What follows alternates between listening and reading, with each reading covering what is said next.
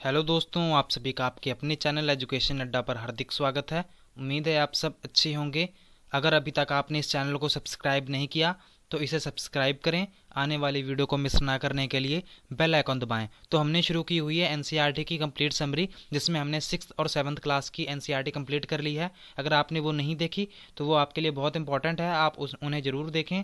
और ये हमारी 8वीं क्लास का 6th लेसन है, ये जो कि हमारा लास्ट लेसन है 8th क्लास की ज्योग्राफी का। तो चलिए शुरू करते हैं।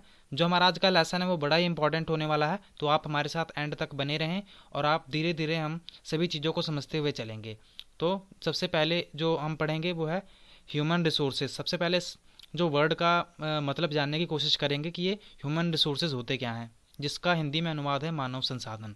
तो मानव संसाधन, मानव को संसाधन कहा क्यों जाता है, तो ये बात भी हमने पिछले चैप्टर्स में पढ़ी थी और इस चैप्टर में भी दोबारा से पढ़ेंगे कि ये ह्यूमन रिसोर्सेज होते क्या हैं, हम इन्हें ह्यूमन रिसोर्सेज क्यों कहते हैं। तो जो ह्यूमन रिसोर्सेज हैं, ठीक है, तो ये अपनी काबिलियत के कारण ही इनको ह्यूमन रिसोर्सेज कहा जाता है, जो मानव संसाधन है, क्योंकि एक संसाधन की तरह काम करते हैं।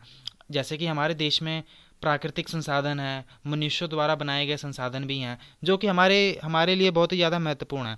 पर उन संसाधनों का उत्पादन किसके द्वारा किया जाता है, कौन उनका इस्तेमाल कौन करता है उन संसाधनों का? ऑब्वियस सी बात है कि हम मनुष्य ही उसका उत्पादन करते हैं। और किसी भी देश का बहुत ही बड़ा रोल होता है कि अपने देश के नागरिकों को एक संसाधन के रूप में बनाने में। जैसे कि मैं आपको एक एग्जाम्पल देकर समझाता हूँ। जैसे कि आपके पास कोई फैक्ट्री है या फिर आप किसी स्कूल में हैं, तो वहाँ पर जो पहले बच्चे आते हैं, जो पहले मजदूर आते हैं, तो उनको कुछ आता नहीं होता। जैसे कि एक फैक्ट्री में जो मजदूर होते हैं, शुरू शुरू में उनको कोई स्किल नहीं होती, उन्हें कोई कौशल नहीं होता कि ये हमने काम कैसे करना है। अगर वही काम उन्हें शुरू से सिखा दिया जाए, उनके पास टेक्निकल नॉलेज हो, तो वहाँ पर उसको काम करने में इतना ज़्यादा समय नहीं लगेगा, इतना ज़्यादा हमें खर्चा नहीं आएगा उसे प्रशिक्षित करने में, उसे टीच करने में कि ये वाला काम ऐसे करना है। तो इस तरह से वो क्या है, वो मानव संसाधन है, क्योंकि वो उत्पादन में बढ़ावा कर रहा है। तो हम इसी के बारे में पढ़ेंगे। तो हमारा जो हमें जो विकास या फिर हमारे जो संसाधन को स्केल करने का काम कौन करता है भारत में, वो है ह्यूमन रिसोर्स डेवलपमेंट, मानव संसाधन मंत्रालय है जो कि इसका विकास करता है। जो मानव संसाधन मंत्रालय है, the ministry was created in 1985 में, ठीक है, ये बनाई गई थी भारत में, जिसका मेन मकसद था कि जो लोगों की जो स्किल्स है, कौशल है, उसको विकसित करना है। तो देखेंगे अभी। और भारत में एक और योजना चलाई जा रही है जिसका नाम है प्रधानमंत्री कौशल विकास योजना, जिसके तहत ये 2015 में शुरू की गई थी, जिसमें लोगों को ट्रेन किया जाता है कि जो अपने काम से वो कुछ ऐसा ढंग का काम कर लें जिनसे उनको भूखा ना मरना पड़े। एक दूसरे शब्दों में उनको शिक्षित कौशल कोई ऐसा काम सिखाया जा रहा है जिससे वो अपना काम आगे कर सके, सेल्फ एम्प्लॉयमेंट कर सकें। तो देखेंगे अभी। तो डिस्ट्रीब्यूशन ऑफ पॉपुलेशन, डिस्ट्रीब्यूशन क्या होता है कि जनसंख्या का वितरण। तो आज का जो हम चैप्टर पढ़ेंगे हम मेनली वो जनसंख्या के बारे में पढ़ेंगे कि जनसंख्या इसका कितना कितना उसकी डेंसिटी कितनी है, उसका वितरण किस प्रकार है, और उनमें जो स्ट्रक्चर है वो कैसा है, कहाँ पर कौन सी ज़्यादा जनसंख्या पाई जाती है, क्यों पाई जाती है। अगर किसी जगह पर ज़्यादा जनसंख्या है तो वहाँ पर ज़्यादा जनसंख्या क्यों है, किसी जगह पर अगर कम जनसंख्या है तो क्यों है, कौन कौन से कारक हैं जो किसी जगह पर रहने वाली जनसंख्या को प्रभावित करते हैं। तो इन सभी बातों को हम अच्छे ढंग से समझेंगे। तो सबसे पहले हम देखेंगे डिस्ट्रीब्यूशन ऑफ पॉपुलेशन, तो पैटर्न ऑफ पॉपुलेशन डिस्ट्रीब्यूशन। तो ये क्या होता है, the way in which people are spread across the earth surface, कि जैसे कि जो लोग हैं बिखरे हुए हैं अलग अलग जगह पर, ठीक है, कि अगर आपको यहाँ पर पंजाब में देखेंगे या दिल्ली में देखेंगे तो यहाँ का जो जनसंख्या का जो वितरण है, जैसे कि अब अगर वही राजस्थान या अरुणाचल प्रदेश जो कि एक पर्वतीय इलाका है, तो वहाँ पर अगर आप जनसंख्या का वितरण देखेंगे तो वो समान नहीं होगा। पर्वत वाले इलाकों में कम जनसंख्या हो सकती है, राजस्थान जैसे इलाकों में वहाँ पर भी कम जनसंख्या होगी। वही पंजाब यूपी वाले रीजन में या हरियाणा वाले रीजन में जहाँ पर आपको मैदानी भाग ज़्यादा मिलेंगे, वहाँ ऑब्वियस सी बात है आपको जो जनसंख्या होगी वो ज़्यादा मिलेगी। तो इसे क्या कहते हैं हम, the pattern of population distribution. तो इन्होंने मेनली एक बात बताई हुई है जो कि हमने ये पहले भी पढ़ी हुई है कि जो 90% जो विश्व की जनसंख्या है, ठीक है, वो सिर्फ 90% जो विश्व की जनसंख्या है वो सिर्फ 30% विश्व के भूभाग पर, मतलब कि लैंड पर सिर्फ 30% लैंड पर, 100 में से 30% लैंड पर जो 90% जनसंख्या है वह निवास करती है। तो इसलिए आप सोच सकते हैं कि कम जगह पर बहुत ज़्यादा लोग रहते हैं और ये वितरण है बहुत ही असमान है। असमान मतलब कि ये अनइक्वल डिस्ट्रीब्यूशन है। तो वही आपको देखेंगे जो क्राउडेड एरिया हैं, जो भीड़ भाड़ वाले इलाके हैं, वो कहाँ पर मिलेंगे आपको? साउथ में, दक्षिण में, या south east Asia, Europe and north eastern north America. इन जगहों पर आपको जो जनसंख्या मिलेगी वो बहुत ही ज़्यादा मिलेगी। और जो बहुत ही कम जनसंख्या होगी वो कहाँ कहाँ मिलेगी आपको? वो high latitude areas. High latitude areas कौन से होते हैं? जहाँ पर जो ऊंचाई होती है वो बहुत ही ज़्यादा होती है। ट्रॉपिकल डेजर्ट्स, जहाँ पर रेतीले मैदान आपको दिखेंगे, वहाँ पर आपको जनसंख्या बहुत कम मिलेगी, जैसे कि सहारा डेजर्ट, रेगिस्तान हो गया, चिली के डेजर्ट और गोबी डेजर्ट। इन जगहों पर जो आपको जनसंख्या मिलेगी बहुत ही कम मिलेगी। और high mountains and areas of equatorial forest, कि जो आपको भूमध्य सागर वाले जो वन है, जो जंगल हैं और जो पर्वत वाले इलाके हैं, वहाँ पर भी आपको जो जनसंख्या है वो बहुत ही कम मिलेगी, क्योंकि वहाँ का जो टोपोग्राफी है, जो स्थल रूप है वहाँ का, वो लोगों को अलाउ नहीं करता कि वो वहाँ पर रह पाएँ। तो आपको यहाँ पर एक इमेज दिख रही होगी, ठीक है। ये 100% में से दिखाया गया है कि जो ये येलो वाला पार्ट है, ठीक है, ये इतनी जनसंख्या सिर्फ एशिया कॉन्टिनेंट पे रहती है, ठीक है। इतनी सारी जनसंख्या ये सिर्फ एशिया कॉन्टिनेंट पे रहती है, जिसपे भारत, चीन, मंगोलिया, रशिया, ये सारे देश जिसमें आते हैं, पाकिस्तान, नेपाल, भूटान, अफगानिस्तान, ये सभी एशिया कॉन्टिनेंट पर ही आते हैं। अभी बात करेंगे लिव इन यूरोप की। तो ये यूरोप वाले में देखिए कितने रह रहे हैं। यहाँ पर आपको देख रहे होंगे ऑरेंज वाला पार्ट, 1 2 3 4 5 6 7 8 9 10 11 एंड 12, मीन्स कि 100% में से 12% जो जनसंख्या है वो यूरोप में रहती है। और वही बात अफ्रीका में। तो यहाँ पर अफ्रीका में 1 2 3 4 5 6 7 8 9 10 11 12 13। तो ये जो अफ्रीका में 13% जनसंख्या रहती है। और वही बात करेंगे सेंट्रल एंड साउथ अमेरिका की। सेंट्रल एंड साउथ अमेरिका में कितने रहते हैं? 1 2 3 4 5 6 7 8। तो 8% वहाँ पर सेंट्रल अमेरिका में रहते हैं। और नॉर्थन अमेरिका में कितने रहते हैं? तो ये जितने भी आपको ये दिख रहे हैं रेड वाले, 1 2 3 4 5। और ये live in Oceania, new Australia, Australia, New Zealand and the Pacific island. तो ये था सिर्फ इतना सा पार्ट, सिर्फ 1% जनसंख्या ऑस्ट्रेलिया में है। इनको हम अभी मैप पर भी देखेंगे आगे। तो चलिए देखते हैं। जो बहुत सी जगह हैं, many more people live in north of the equator than south of the equator. तो हाँ, ये बात बिल्कुल सही है। जैसे कि यहाँ पर हम अभी देखते हैं कि जैसे कि एक ग्लोब था हमारा, तो इसमें ये कौन सी रेखा थी? ये इक्वेटर थी, भूमध्य रेखा। और ये वाली कौन सी रेखा थी? ये थी ट्रॉपिक ऑफ कैंसर, कर्क रेखा। और ये वाली कौन सी रेखा थी? ट्रॉपिक ऑफ कैप्रिकॉन, मकर रेखा। और यहाँ पर दक्षिणी पोल, साउथ पोल है, और यहाँ पर नॉर्थ पोल है, ठीक है। तो सबसे ज़्यादा जो आपको जनसंख्या मिलेगी वो इस इक्वेटर के, जो मैक्सिमम जनसंख्या है वो इस इक्वेटर के इस वाली साइड मिलेगी, अगर इस साइड से कंपैरिजन करें तो। मतलब कि जो भूमध्य रेखा है उसके नॉर्थ में आपको जो जनसंख्या है वो बहुत ही ज़्यादा मिलेगी। और जो आपको लैंड वाला एरिया है वो भी इस वाली साइड में आपको बहुत ज़्यादा मिलेगा। किसमें? नॉर्थ वाली साइड में। वही अगर साउथ से कंपैरिजन करेंगे तो साउथ में जो एरिया मिलेगा वो थोड़ा सा कम मिलेगा। अभी देखेंगे कि जो many more people live in north, तो ये हमने देखा था कि ये हमने अभी समझा कि नॉर्थ में आपको ज़्यादा लोग मिलेंगे। और ऑलमोस्ट 3/4 मतलब कि 3/4 जनसंख्या है, ठीक है, वो आपको एशिया एंड अफ्रीका पे ही मिलेगी। अभी आप देख पा रहे हैं यहाँ पर जो येलो वाला पार्ट है, ठीक है, येलो वाला पार्ट और अफ्रीका वाला पार्ट जो आपको ये दिख रहा है ब्लू वाला, ब्रिंजल कलर का जो है, ठीक है। तो ये जो दो पार्ट्स हैं, तो ये क्या है? ये 3/4 है पूरे वर्ल्ड के, ठीक है। ये कहाँ पर रह रहे हैं? एशिया एंड अफ्रीका में रह रहे हैं। और इन्होंने क्या कहा है कि जो सिर्फ 10 कंट्रीज हैं सबसे ज़्यादा जनसंख्या वाली, उसमें लगभग 100 मिलियन पीपल रहते हैं। सॉरी, मतलब कि हर ये जो 10 कंट्रीज हैं इसमें लगभग 60% जनसंख्या रहती है। कितनी? 60%। टॉप 10 कंट्रीज की इन्होंने बात की है। टॉप 10 कंट्रीज में विश्व के सिर्फ 60% जनसंख्या रहती है। और इन कंट्री में मिनिमम, ठीक है, 100 मिलियन से ज़्यादा लोग होते हैं। और 1 मिलियन में कितना होता है? 1 मिलियन में 10 लाख होते हैं। तो 100 मिलियन में कितना होगा? 10 करोड़, ठीक है, 10 करोड़। तो 100 मिलियन लोग हैं वो हर कंट्रीज़ में। तो सबसे पहले जैसे कि चाइना है, चाइना के बाद इंडिया, फिर USA, Indonesia, Brazil, Pakistan, Bangladesh, Nigeria, Russia and Japan. आपको भारत की जनसंख्या तो पता है कि आप जो भारत की जनसंख्या है वो 2011 के आंकड़ों के अनुसार वो है 121 करोड़, और वही चाइना की 130 करोड़ होगी, 130 से अबव होगी। तो ठीक है, 2011 के आंकड़ों के अनुसार, क्योंकि हर देश का जो सेंसस होता है वो भी अलग अलग होता है, तो चाइना की उससे ज़्यादा है, आपको यहाँ पर दिख रहा होगा।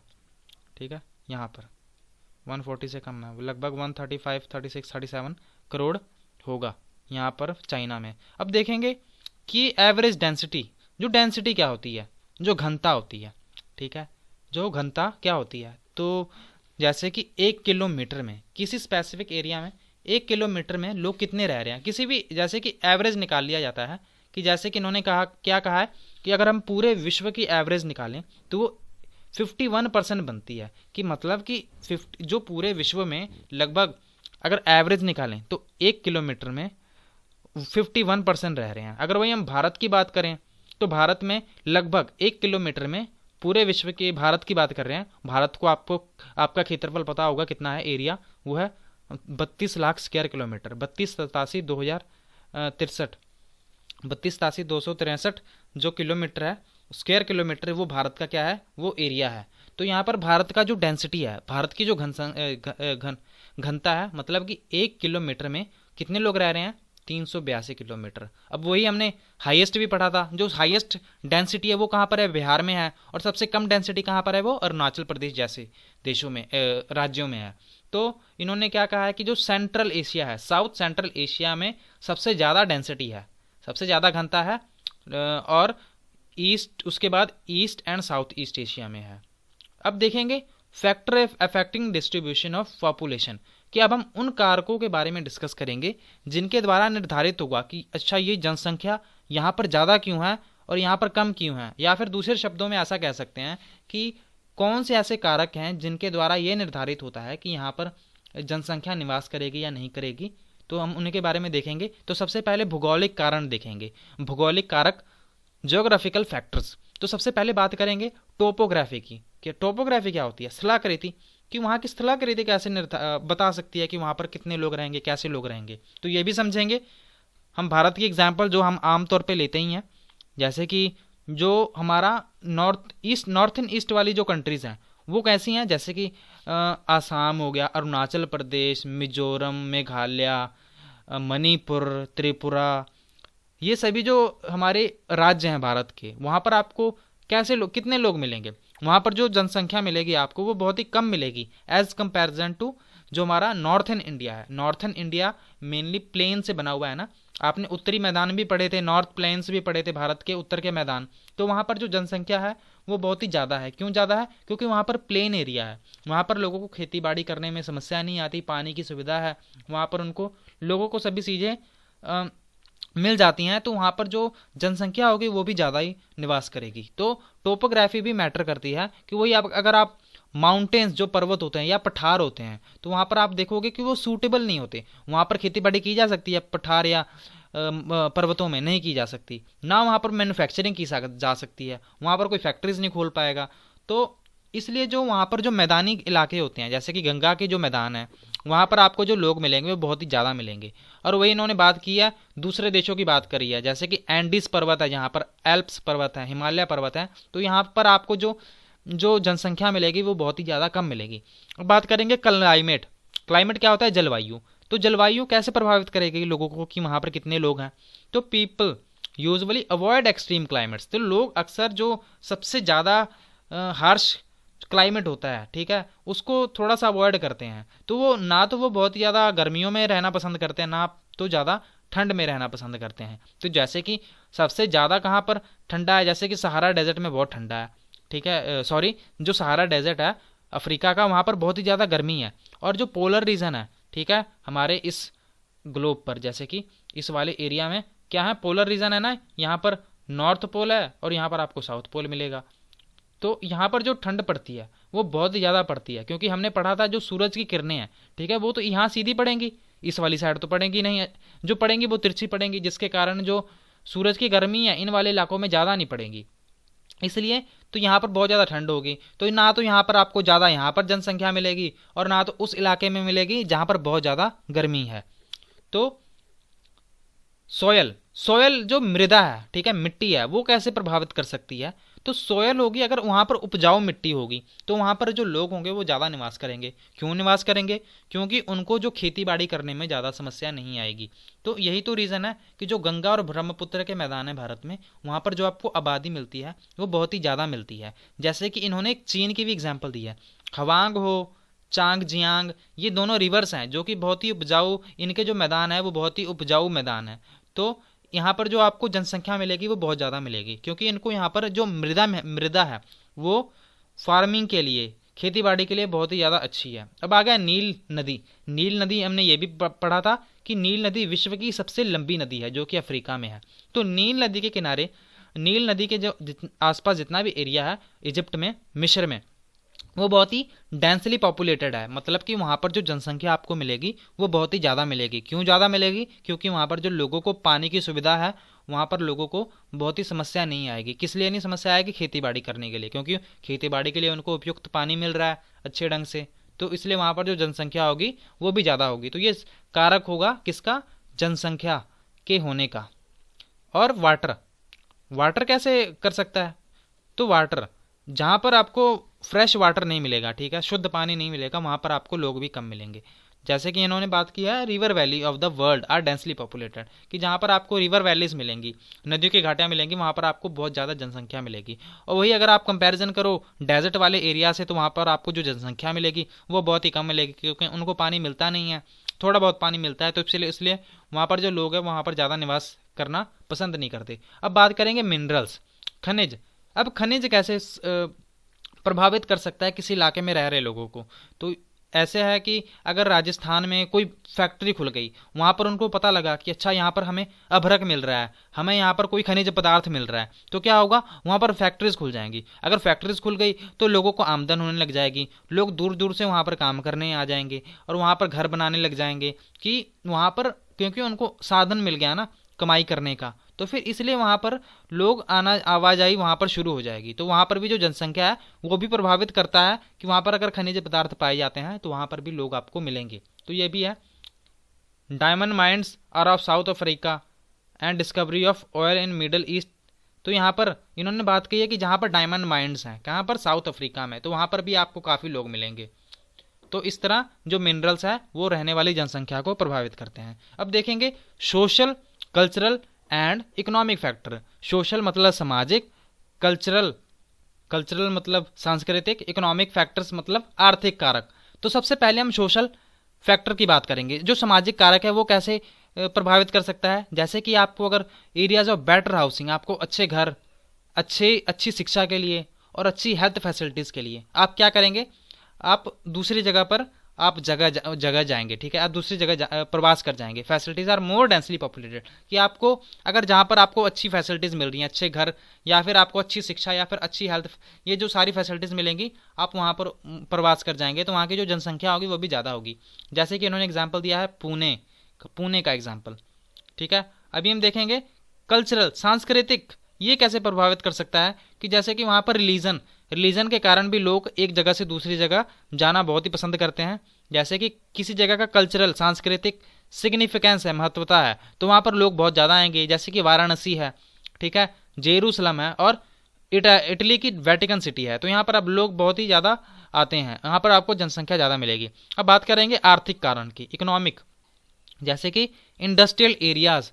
तो इंडस्ट्रियल जो एरियाज होते हैं, औद्योगिक एरियाज होते हैं, क्षेत्र होते हैं, तो वहाँ पर आपको जो वो क्या करते हैं, वो लोगों को एम्प्लॉयमेंट देते हैं, नौकरी देते हैं। नौकरी जब उन्हें मिलती है तो वहाँ पर बहुत सारे लोग अट्रैक्ट होकर, वहाँ पर आकर्षित होकर वहाँ पर आना शुरू कर देते हैं। जैसे कि कल हमने ओसाका पढ़ा था, ठीक है, ओसाका जो कि एक इंडस्ट्रियल रीजन था, कोस्ट टेक्सटाइल इंडस्ट्रीज वहाँ पर जो है वो बहुत ही ज़्यादा विकसित है, कपड़ा उद्योग। तो वहाँ पर जब ओसाका जापान में और मुंबई जो कि भारत का शहर है, यहाँ पर आपको बहुत ही ज़्यादा जो जनसंख्या होगी वो बहुत ही ज़्यादा मिलेगी। चलो ओसाका का तो मान लिया आपको नहीं पता होगा, पर मुंबई का तो आपको पता है कि मुंबई में जनसंख्या कितनी ज़्यादा है। और ये लाइफ एक्सपेक्टेंसी क्या होती है, कि ये नंबर्स होता है कि लोग कितना जी पाते हैं, ठीक है, average person expect to live, कि औसतन, ठीक है, ये लोग कितना जी पाते हैं, तो इसे हम क्या कहते हैं? इसे हम लाइफ एक्सपेक्टेंसी कहते हैं। अब आ गया पॉपुलेशन चेंज, ठीक है, जनसंख्या में बदलाव। तो इसे जनसंख्या बदलाव होता क्या है?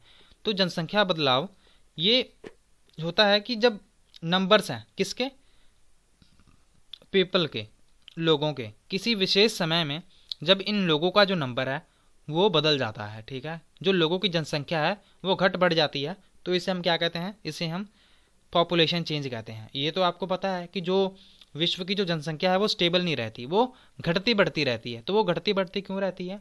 क्योंकि वो एक जगह से दूसरी जगह लोग आते जाते रहते हैं, जन्म दर, मृत्यु दर, बहुत सारे कारण हैं, उन्हीं कारणों के बारे में भी हम डिस्कस करेंगे।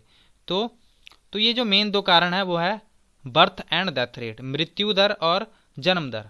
तो 1800 से पहले की बात है कि जब 1800 जो सन था उससे पहले क्या हुआ करता था, जो जनसंख्या थी विश्व की वो बढ़ रही थी, पर धीरे धीरे बढ़ रही थी। जो लार्ज नंबर ऑफ बेबीज, कुछ जो बहुत ज़्यादा जनसंख्या में जो बच्चे पैदा हो रहे थे वो बहुत ही जल्दी मर जा रहे थे, बहुत ही ज़्यादा बच्चे भी पैदा हो रहे थे, बहुत जल्दी मर भी जा रहे थे। और ये ऐसा क्यों हो रहा था? क्योंकि उस टाइम पे जो प्रॉपर हेल्थ फैसिलिटीज़ थी, क्या थी, जो प्रॉपर आपको सेहत की सुविधाएं हैं वो मिल नहीं रही थी। तो ना आपको उस टाइम में सफिशिएंट फूड मिल रहा था, ना भोजन मिल रहा था वहाँ पर लोगों को, और ना तो वहाँ पर सभी लोगों को, ठीक है, वहाँ पर जो किसान था वो इतना प्रोड्यूस कर पा रहा था, ना तो वो इतना उत्पादन कर पा रहा था, ना लोगों की वो कमियां पूरी कर पा रहा था जितने लोगों की ज़रूरत है। तो इससे क्या हुआ, तो जो पॉपुलेशन थी, ठीक है, जो उस समय में जो पॉपुलेशन में जो बढ़ोतरी हो रही थी वो बहुत ही कम दर से हो रही थी। फिर क्या हुआ, 1804 में जो वर्ल्ड पॉपुलेशन थी वो कितनी हो गई थी, वो 1 बिलियन हो गई थी। कितनी?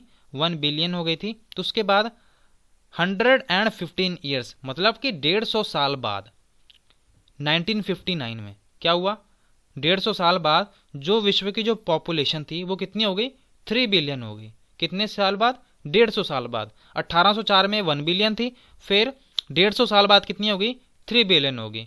तो इसे हम क्या कहते हैं, क्योंकि एक से सीधा 3 बिलियन हो गई, ठीक है, तो इसे हम जो जनसंख्या विस्फोट कह सकते हैं कि अचानक से इतनी ज़्यादा जनसंख्या हो गई।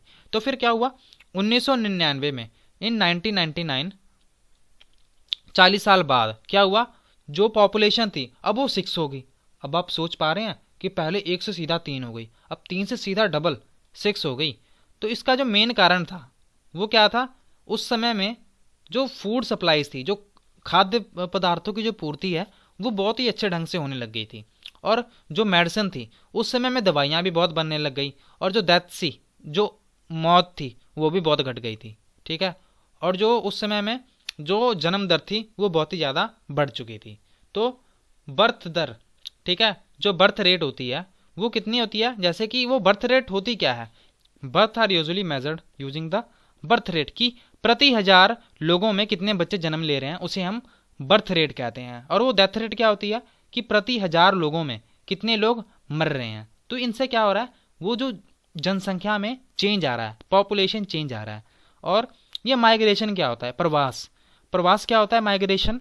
तो माइग्रेशन एक जगह से दूसरी जगह जाना या दूसरी जगह से एक जगह आना, उसे क्या कहते हैं, हम प्रवास कहते हैं।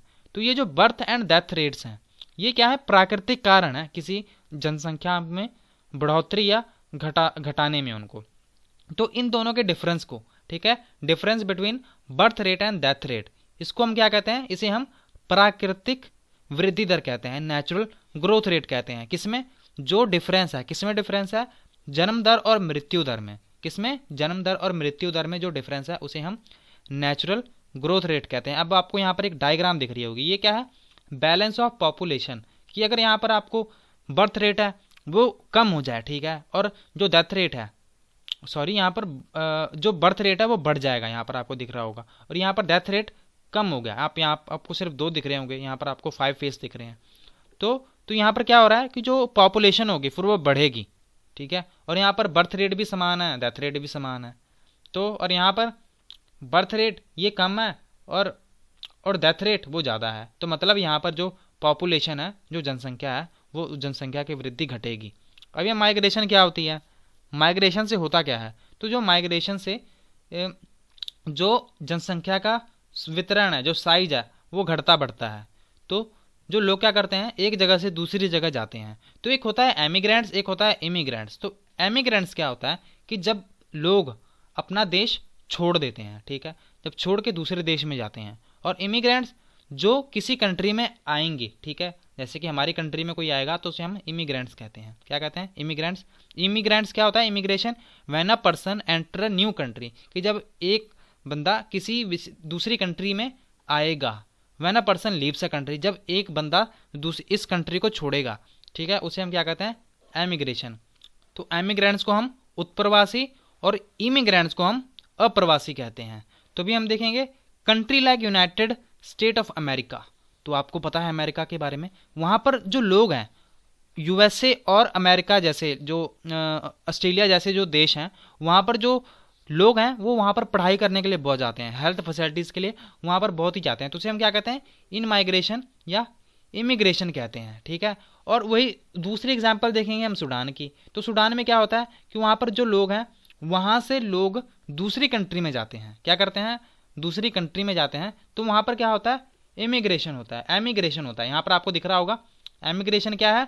When a person leaves a country. तो सूडान से जो लोग हैं, जो सूडान कंट्री है, वो यहाँ से छोड़कर, इसे छोड़कर लोग दूसरे देशों में जा रहे हैं। और वही अमेरिका जैसे देशों में और ऑस्ट्रेलिया जैसे देशों में जो लोग हैं वो बहुत ही ज़्यादा पढ़ने के लिए या और काम करने के लिए आते हैं। तो वो क्या है? वो है इमिग्रेशन और एक है एमिग्रेशन।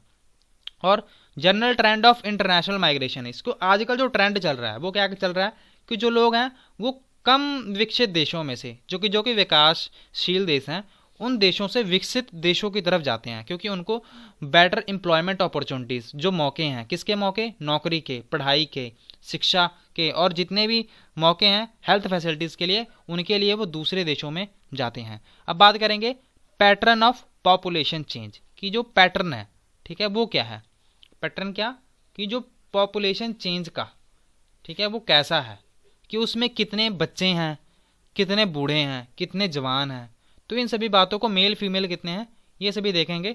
जैसे कि जो केन्या है, ठीक है, केन्या कंट्री है एक, वहाँ पर जो पॉपुलेशन ग्रोथ है वो बहुत ही ज़्यादा है। पर वहीं अगर आप उसके जन्म दर और मौत दर की देखें, मृत्यु दर की बात को देखें, तो वो भी बहुत ज़्यादा है। और फिर भी इम्प्रूविंग हेल्थ केयर, जब वहाँ पर हेल्थ केयर इम्प्रूव हो रही है तो जो डेथ रेट्स हैं वो तो गिर जाएंगी, पर जो बर्थ रेट है, मतलब कि जो जन्म दर है, वो फिर भी बढ़ती रहेगी, जिसके कारण क्या होगा? यहाँ की जो ग्रोथ रेट है वो बहुत ही ज़्यादा, मतलब कि यहाँ की जो पॉपुलेशन है केन्या की, वो बहुत ही तेज़ी से बढ़ेगी। और वही बात करें यूनाइटेड किंगडम जैसे, ब्रिटेन जिसे कहते हैं हम, लंदन जहाँ पर है, तो उन कंट्रीज़ में यूनाइटेड किंगडम, वहाँ की जो जनसंख्या होगी वो बहुत ही ज़्यादा धीरे धीरे बढ़ रही है। वहाँ पर जो डेथ रेट है, मृत्यु दर है, वो भी कम है, और जो बर्थ रेट है, कौन सी जन्म दर, वो भी कम है, ठीक है। इसके कारण क्या होगा? वहाँ पर आपको जो जनसंख्या है वो बहुत ही कम दर से बढ़ेगी। तो यहाँ पर आपको डायग्राम दिख रही होगी। तो यहाँ पर आपको जो ब्लू वाला पार्ट दिख रहा है, ठीक है, वहाँ पर जो जनसंख्या दर है वो सबसे ज़्यादा है। क्या है? सबसे ज़्यादा। आपको यहाँ पर भी दिख रहा होगा। तो देखते हैं अभी। अब आ गया पॉपुलेशन कंपोजिशन। ये क्या होता है कि संरचना कैसी है, जनसंख्या की संरचना। तो अगर बात करें कि हमने जो चैप्टर शुरू किया था वो किससे शुरू किया था? पॉपुलेशन, जो हमारा मानव संसाधन से हमने शुरू किया था। तो हमें ये देख रहे थे कि ये जो मानव होते हैं क्या वो सच में संसाधन है। तो हम एग्जाम्पल लेकर चलेंगे कि हम बांग्लादेश और जापान की बात करेंगे। तो जापान, आपको पता है कि जापान में भी जो आबादी है वो बहुत ज़्यादा है, और बांग्लादेश में भी बहुत ज़्यादा आबादी है। पर जापान की जो छवि है पूरे अंतर्राष्ट्रीय इकोनॉमिक फोरम, कहीं भी आप अगर देख लें, तो आप अगर कोई प्रोडक्ट खरीदते भी होंगे तो आपको जापान के जो वस्तुएं हैं बहुत ज़्यादा मिल जाती होंगी। तो जो जापान है उसने बहुत ज़्यादा तरक्की की हुई है, वहाँ के जो लोग हैं बहुत ही ज़्यादा स्किल्ड हैं। तो वहाँ के जो टेक्नोलॉजी है जापान की, वो बहुत ज़्यादा इस्तेमाल की जाती है। अगर वही कंपैरिजन करें बांग्लादेश से, तो बांग्लादेश ने इतनी तरक्की नहीं की। तो ठीक है, तो कहने का मतलब ये है कि जो जापान है उसने इकोनॉमिकली, आर्थिक रूप से बांग्लादेश से बहुत ज़्यादा तरक्की की हुई है। तो वहाँ के जो लेबर हैं वो बहुत ही ज़्यादा स्किल्ड हैं। तो यही देखेंगे हम, जो लोग हैं वो किस किस बात से वैरी करते हैं कि वहाँ की उम्र कितनी होगी, सेक्स रेशो वहाँ पर कैसा होगा, वहाँ पर कितने लोग पढ़े लिखे होंगे, वहाँ की हेल्थ कंडीशंस कैसी हैं, वहाँ पर लोग काम कौन कौन सा करते हैं, वहाँ पर लोगों की इनकम कितनी है। जैसे यहाँ पर एक एग्जांपल है, यहाँ पर एक मैडम है, कह रही है मैं तो अपने बच्चों को स्टोरी सुनाती हूँ। इन्होंने ये बोल रहे हैं कि मैं तो ब्रिज बनाता हूँ, and I take care of my home, कि मैं अपने घर का ख्याल रखती हूँ। आई सिंग एट वेडिंग्स, की मैं ब्याह शादियों में गाना गाता हूँ। I am researching for medicine to cure cancer, कि मैं रिसर्च करती हूँ पर किसके लिए, कैंसर की दवाई के लिए। और मैं एक किसान हूँ लास्ट में। तो ये सभी क्या है, ये किसी भी देश के अलग अलग काम करने वाले लोग हैं। Population composition refer to the structure of population, की जो कॉम्पोजिशन है पॉपुलेशन कॉम्पोजिशन की वो क्या है, कि वो जो स्ट्रक्चर है पॉपुलेशन का वो कैसा होगा, तो इन्हीं के बारे में देखेंगे। तो ये आपको ये क्या दिख रहा है, ये पॉपुलेशन पिरामिड है। इसमें क्या क्या शो किया गया है कि इसमें आपको युवा कितने हैं, बच्चे कितने हैं और बूढ़े कितने हैं। अगर आपको यहाँ पर ये लास्ट में ये चौड़ा दिख रहा है तो इसका क्या मतलब है, इसका मतलब ये है कि यहाँ पर जो जन्म दर है वो बहुत ज़्यादा है। और ये आपको अगर यहाँ पर दिख रहा है कि यहाँ पर जो बूढ़े हैं वो इतने कम हैं, और ये आपको जो युवा हैं वो बहुत ही ज़्यादा दिख रहे होंगे। और इधर वाली मेल की लाइन है, इधर वाली फीमेल की लाइन है। तो देखेंगे अभी दो पॉपुलेशन पिरामिड्स हमें और क्या क्या बताता है कि यहाँ पर डिपेंडेंट लोग कितने हैं। अभी हम देखेंगे ये भी कि ये जो ये वाला एरिया है, ठीक है, ये क्या कर रहा है, ये देश को खिला पिला रहा है, ठीक है। मीन्स की जो वर्किंग पॉपुलेशन है, लेबर है, ठीक है, वो ही इनका काम कर रही है। जैसे कि यहाँ पर ये वाला इसके नीचे जो वाला एरिया है, ठीक है, इसमें तो आगे बच्चे, ठीक है, कितने साल से, 0 से 14 साल 14 साल तक के जो जितने भी बच्चे हैं तो वो क्या काम करेंगे, नहीं करेंगे। क्या वो कोई इकोनॉमिक एक्टिविटी कर रहे हैं, नहीं कर रहे हैं। और इधर इधर कौन से हैं, ये इधर बूढ़े आ गए, ठीक है, इधर बूढ़े हैं जो ओल्ड एज वाले हैं। कितने से एज वाले, 65 से ऊपर से एज वाले जितने हैं, तो ये क्या काम कर रहे हैं, ये भी नहीं काम कर रहे। तो ये कर क्या रहे हैं, ये जो मेनली है ये बर्डन है एक हिसाब से अगर हम देखें तो हमारी कंट्री पर। तो ये हम बात समझेंगे, इनको मेनली हम बर्डन ही कहते हैं कि डिपेंडेंसी इन पर ही डिपेंड करती है, कि ये इन पर ही निर्भर हैं सभी, ये और ये। बाद में चलो बूढ़े थे इन्होंने भी हो ही जाना है, तो इन्हीं को हम समझेंगे। The population pyramid of a country in which birth rate and death rates both are high broad at the base, कि उस कंट्रीज में जिनका ये वाला बेस, ठीक है, ये वाला जो मोटा है नीचे से, उसका क्या मतलब है, उसका ये मतलब है कि वहाँ पर जो डेथ रेट है और जो बर्थ रेट है वो क्या है, वो दोनों बहुत ही ज़्यादा हैं, कि वहाँ पर बच्चे बहुत तेज़ी से पैदा भी हो रहे हैं और बहुत तेज़ी से मर भी रहे हैं। This is because although many childrens are born a large percentage of die in their infancy, कि ये छोटी उम्र में ही बहुत ज़्यादा बच्चे मर जाते हैं। तो इससे क्या होता है कि बहुत ही कम जो बूढ़े होते हैं, ठीक है, वो आते हैं, जिनसे परसेंटेज ऑफ इन्फेंसी, जिसके कारण जो बूढ़े एज के जो लोग हैं वो बहुत ही यहाँ पर कम आते हैं। तो ये मेनली किसका एग्जाम्पल है, ये मेनली एग्जाम्पल आपको केनिया का दिख रहा होगा, ठीक है। तो ये केनिया की बात मेन की थी। और वही अगर भारत में बात करें तो भारत में आपको समान रूप से दिख रहा होगा, ठीक है। तो ये आपको समान रूप से दिख रहा है। तो भारत में जो आपको जो लेबर फोर्स है वो बहुत ही ज़्यादा है। वहाँ पर ना तो आपको ज़्यादा जो बच्चे हैं, तो यहाँ पर भारत में जो मोर इन्फेंट्स हैं, जो बहुत ज़्यादा बच्चे हैं, वो बहुत ज़्यादा अडल्टहुड में जाते हैं, कि वो जवान हो जाते हैं और बाद में वही लेबर एज ए लेबर कि हम वो देश के लिए वो काम करते हैं। तो इस हिसाब से जो भारत की जो लेबर फोर्स है वो बहुत ही ज़्यादा एक्सपेंड कर रही है। अब हम बात करेंगे जापान की। जापान में क्या है कि जो बर्थ रेट है वो बहुत ही क्या है, वो बहुत ही लोअर है, और यहाँ पर डेथ रेट है वो भी लोअर है। तो आपको यहाँ पर दिख रहा होगा pyramid narrow at a base, कि यहाँ पर आपको नैरो दिख रहा होगा। डिक्रीज डेथ रेट्स, तो यहाँ पर जो डेथ रेट्स हैं, मृत्यु दर बहुत ही कम है, इसलिए यहाँ पर ओल्ड एज में ये सभी पहुँच जाते हैं लगभग। तो ये मेनली बात थी। और जो हमारे देश के जो यही लोग हैं, जो मेनली जो युवा पीढ़ी है, वही देश को ही संभालते हैं। तो ये था हमारा चैप्टर। आपको ये सेशन कैसा लगा आप हमें कमेंट करके ज़रूर बताएं। अगर आपको कुछ समझ ना आया हो तो आप हमें पूछ सकते हैं। Thank you so much for watching. God bless you all.